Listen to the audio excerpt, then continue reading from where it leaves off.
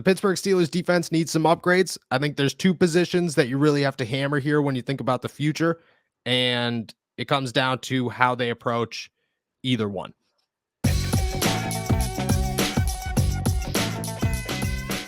Up, Steelers Nation. Thank you for jumping on to All Steelers Talk. I'm Noah Strackbine, joined always by my main man, Steven Thompson. Find us on youtube.com/All Steelers Talk or anywhere you get your podcasts. And today we're diving into the Steelers defense, two positions that I believe they should approach pretty early in offseason. I think that they have different paths on how they could fill each void, but it's becoming alarmingly true that both of these positions need to be filled. The first one is a true cornerback one. Now, if I'm the Pittsburgh Steelers, I definitely resign Cam Sutton. I think we agree on that one. The dude is worthy of another contract. He's a phenomenal cornerback too. I think he fills that role. He can be dynamic and play on the inside. Checks all the boxes of a second corner. The other position I believe is inside linebacker, which right now you will walk into the offseason with Devin Bush and Robert Spillane becoming free agents. Miles Jack has a huge payday next season. His contract takes a major jump up. I think at that point you might have to move on from him. So you look at both of them before we dive into how they could fill them. If you're starting the offseason today, what position are you putting above the other one if you're the Steelers? Yeah, and so just to be clear, we're talking about, free agency, draft, like anywhere you can add a player value to those positions. That's where we're going, right? There's not limit. Yeah. No matter how you could do it, where is your list starting of, okay, we got to fill this one first, this one second?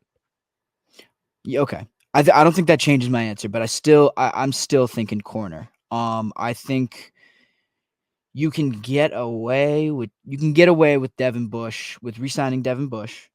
Okay. Depending on the number for Rob Spillane, like he's been up and down, but I think he's been more good than bad, quite honestly, especially during the second half of the season. Steelers love him. Yeah, they love him. I don't know why. I understand liking him and thinking he's fine, but I love it. They have a love affair with him, which I don't really understand. But yeah, you just see the drop off from even Akello Witherspoon to James Pierre, or Arthur Millette's been kind of more of a nickel corner, but that drop off is huge. And even Witherspoon, he's been up and down too. He's not a guy that when they face a guy like AJ Brown or trying to think of the other really good receiver like Gabriel Davis, Stephon Diggs, you need to match talent with talent. In a more passing oriented league, you got to be able to just leave a guy on an island against elite. You got to have elite guys to beat elite guys. And so I think since the league's going that direction, I think Devin Bush has been pretty good this year. I think for the right price, I have no problems bringing him back. So that's why I think corner is a much bigger need right now. Yeah, I agree. I think that you got to go true CB1. Even against the Panthers, DJ Moore, 5 receptions, 73 yards. That's too many yards to a true corner or wide receiver one. And they have held wide receiver ones in check. I got to give them that. But I don't know. I agree with you. I think that there's just so much stardom in the NFL at that position that it's so hard to say, hey, Levi Wallace, go do your thing. I think Levi is a very quality CB3. Don't think he's a true cornerback one, and that's kind of what they're playing him as. How would you approach it? So you said you re-signed Devin Bush. I think I agree with that one. I think you wait it out. You let everybody else kind of take their dabs at him, like Terrell Edmonds, and near the end of free agency, you see who's available around him. You see if he's available, and then you make an offer that's, probably pretty cheap and not what he's hoping for, but probably what his value is towards the end of the offseason. Right. You bring him back, and then you probably sign Robert Spillane to a cheap 2-year deal, and then you just go get somebody else. Where do you approach? Do you go inside linebacker in free agency so you assure yourself you have a starter next to Devin Bush, or do you take the chance and wait on it in the draft? Because I don't think, most people don't go inside linebacker in the first 2 rounds of the NFL draft. It's just a sketchy position unless you're drafting Devin Bush. I was just going to say, Yeah, which, turned out very well, as you could see. So they probably wouldn't do that again. Do you wait it out and kind of hope that you land a stud in like that second, third round? Or do you assure yourself, okay, we need to get somebody who's like a mild Jack S, but probably cheaper, hopefully a little bit better against the run, and bring him in?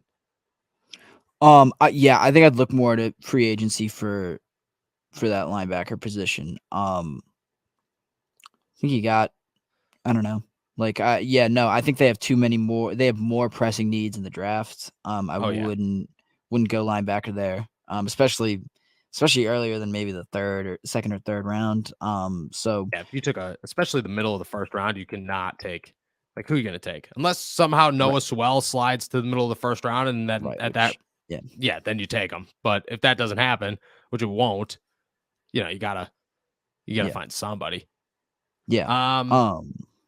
Go ahead. Go ahead. I didn't know. Go ahead.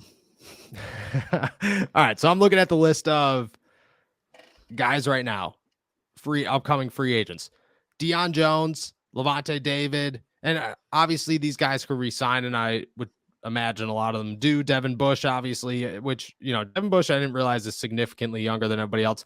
Here's a name that I'll toss out there for you: Tremaine Edmonds, possibly. 24 years old, will be about 25 at the beginning of next season. Possibly somebody that you bring in. Quan Alexander's an inside linebacker that you could think of. Jaylen Brown would be out there. I mean, there's not a ton of names. Well, I don't think Devin Bush is going to be that expensive to retain. No, I think that you could get Devin for pretty cheap, especially after, I think you could let him float out there for a week or two and then bring him back on a much cheaper deal, because he's going to get hit hard. I think Devin, and not to bag on Devin, but Devin's personality strikes me as he believes that he's worth this much money and doesn't realize that he's worth this much money. And he's going to walk into free agency hoping to leave Pittsburgh, first of all, because he probably hates the fan base, and then get smacked in the mouth because nobody's going to offer him a big deal. And then the Steelers are going to sneak back in there and be like, hey, man, we'll give you a little bit better than what you were getting. Plus, you'll probably start here, and then he'll probably come crawling back. I think that's how that works out. Yeah, I think basically the same thing. I don't know who's going to be there to outbid the Steelers for him. And the Steelers might have to overpay a little bit more than his true value, but you'll get it won't be much. It won't really kill you, especially on a defense where you're already paying so many people so much money. This is going to be a drop in the bucket for a guy who knows the system, who has had a decent season. He hasn't lost you any games. He hasn't been awful. And just if your options are, I don't know, you're not going to go get one of those. I don't think they can afford to go get one of those top line free agent inside linebackers. So I would take this deal right now. I would not get greedy, quite honestly. Oh yeah. That's take what's in front of you. It's perfectly fine. And you'll have more money to spend elsewhere. And this team has a lot of needs. So I would save that money and just keep Devin. Yeah. I think that, so right now his estimated market value is $3 million in the offseason. I think that's almost a perfect number. Bring him back on a 1, maybe 2-year deal max, $3 million a year. Feel real good about it. And then even if it's $3 million and then $7 million the year after, you know what I mean, with an escape out of there like you did with James Daniels and Chooks and all the guys that you signed this year, at least then you have an out if he doesn't match the talent that you're hoping that he brings in another year. Because if they're going to be in a situation this offseason where Terrell Edmonds is worth significantly more than what he was worth coming into the season. And if they, now they got to battle with guys again, if they don't re-sign him immediately, and they want, he's a key part of this defense. You want to keep Terrell Edmonds if you're the Pittsburgh Steelers. So you don't want to find yourself in that same situation with Devin Bush, but I agree. Then if you're looking at cornerback, is that a first round pick? Is that worthy of a first round pick in your eyes? Say a guy like, Joey Porter Jr., who's a fan favorite, obviously, slides to the middle of the round. Are you just, okay, there's the pick. That's where we're grabbing. Yeah. And I think in a certain sense, the Steelers can kind of look for just the best player available at whatever pick they have. They have so many needs that odds are, like, no matter who's there, like, they're gonna get a good player out of it and a player that they can use right away. Would love Porter if he fell. Like, that'd be awesome. Guy with Oh yeah. great size, like, the obvious talent, like, he'll be able to, maybe not right away, but, like, it's you would just have so much confidence that he is both talented and, built physically in a way to stack up with those guys like Jamar Chase. And, you're not playing AJ Brown every year, but AJ Brown and Amari Cooper, like that first Browns game, Amari Cooper killed the Steelers. Like he Oh, was smoke all him. over the place. Yeah. So you just think about the number of receivers that aren't just gifted route runners and all that, but big dudes, like physically imposing guys. Would love to have Joey be able to line up right across from them. Yeah, I agree. And I'll give people a little insight here. Joey Porter Jr., you've seen him a couple of times, has been in the facility quite a bit the last couple of months, and I don't know why. Mm-hmm. Don't know why he's hanging out. The one day he was like walking around with a wrap, like he just had like a crazy workout, and I was like, oh, okay. But could be a coincidence, could be a coincidence. But I find coincidences hard to come by in the NFL. Usually it's there's a tactic to everything. I would love to see Joey Porter Jr. end up in Pittsburgh. I think that's perfect fit for him. Plus, he's a fan favorite, and it would totally ignore the whole Jordan Addison talk. I think the whole Jordan Addison talk is ridiculous. Like, I like the Joe Burrow, Jamar Chase thing. Like, it would be cool. But, like, you're going to get a third wide receiver, and then, like, a third wide receiver and just hope that Calvin Austin is just fourth wide receiver quality. What if Calvin Austin's wide receiver 1 quality? Then you're in a situation where you're like, okay, well, we have 4 guys. One of them's getting paid $18 million a year. And in 3 years, we got to sign the other 3 to major contracts too. Like, what are we going to do here? No, go get a cornerback, go get a left tackle, go get an edge rusher, go get anybody. Like, by no means don't go get Jordan Addison. That's how I felt this entire time. It's never too early to play holiday music, and it's never too early to start thinking about gifts. Whether it's for a friend or the friend in your pants, you could make this a season to be jolly with Manscaped. Do your little drummer boy a favor and use the Lawnmower 4.0 to avoid another silent night in the bedroom. Then add in Manscaped's top-of-the-line shower products to have the people thinking, all I want for Christmas is you. Santa cares about his sack, and so should you. Look nice when you get naughty by going to manscaped.com and using our code STEELERS20 for free shipping and 20% off. The Manscaped Platinum Package 4.0 is the one-stop shop for the man who deserves it all. It is everything needed to help you deck the halls from face to balls just in time for mistletoe season.